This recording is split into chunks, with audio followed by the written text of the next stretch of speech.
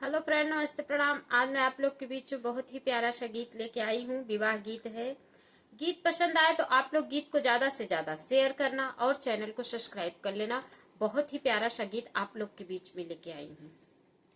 अमवा का पेड़ जिनी कटाय मोरे बाबा, अमवा चिरैया कब शेर जी, कटी जही डरिया त उड़ी जही चिड़िया, रही जही पेड़वाय केल जी, बेटी गर्भ जिनी मान्या मोरे बाबा, बेटी पराया धन होई जी, बेटी गर्भ जिनी मान्या मोरे बाबा, बेटी पराया धन होई जी, चली जही बेटी त सुन होई गवा, रही जही मैया एल जी, रही जही मैया केल जी, इतनी बचन सुनी मैया जे रोमई, बैठी मड़वना के ठाढ़ी जी, नव महीना बेटी गर्भ में पालेऊ, तनमा जे सुने 9,000 जी, नव महीना बेटी गर्भ में पालेऊ, तनवा जे सुने 9,000 जी, बहुत जतन से बिटिया जे पालेऊ, उह बिटिया चलेऊ ससुराल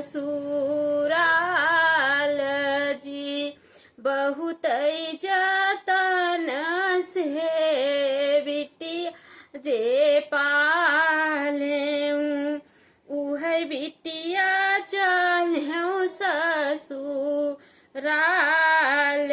जी, डोलिया सजाई लईके आमई दम राजा, सुन विदा करे सासु धन हमार जी, डोलिया का सजाई लईके आमई दमाद राजा, विदा कई दे सासु बिटिया आमार जी, अपनी बेटियावा विदा कई द सासु, विदा कई द धनिया हमार जी, बहरे से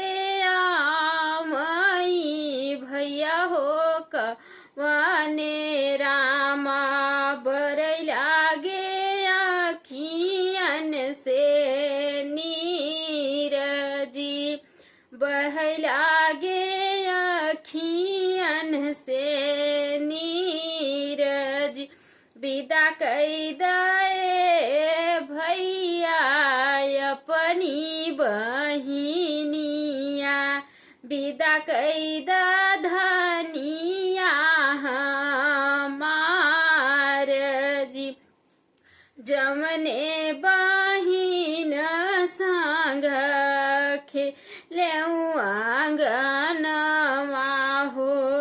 कैसे विदा करी आज जी।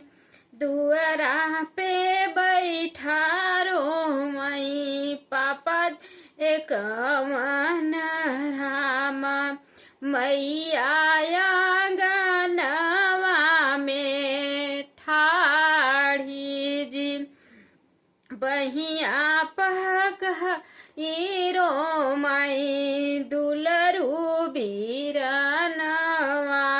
बहिनी जे चलै ससुराल जी।